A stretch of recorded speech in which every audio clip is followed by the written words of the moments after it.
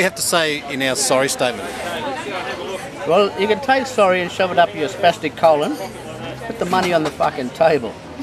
That's where I'm at. Okay? I don't want sorry. Sorry is meaningless. It's hollow. They're just words. Everybody gets off too easy. It's like saying, okay, we've walked across the bridge now. We're all there for reconciliation. We can't do no more.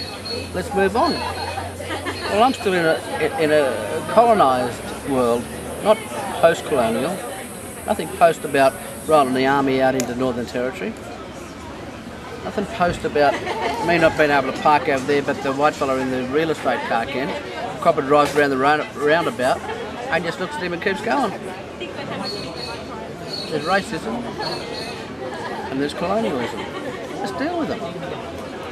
And you know what? You can pay for it in cash. You don't have to give the money directly to me, but I would like that. But into a future fund would be even better.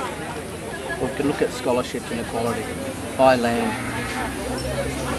Access and equity, my friend. Can I just say though, if Rudd is extending this whole thing for the entire country, then he should be doing it for everyone, not just for Indigenous communities. If he wants to make it such that only, that Aboriginal people require a permit to get a drink or whatever, then shouldn't he just do that for everyone?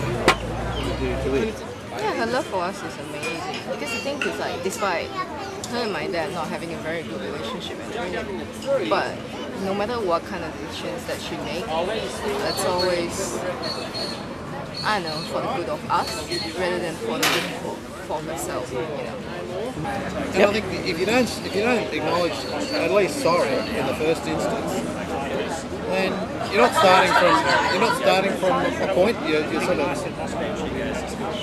sorry is not, it's not going to fix anything, but it's a point to start from.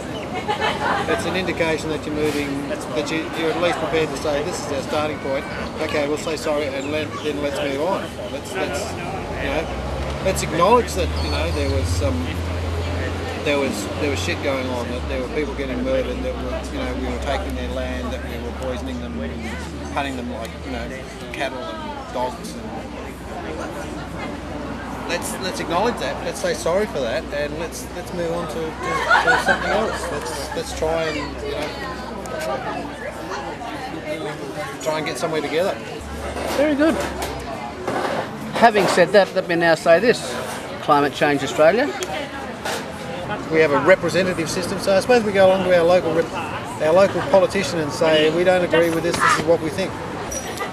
Seen the East Alligator River, the beautiful big East Alligator River, just before the wet season starts, which is around about end of January, February.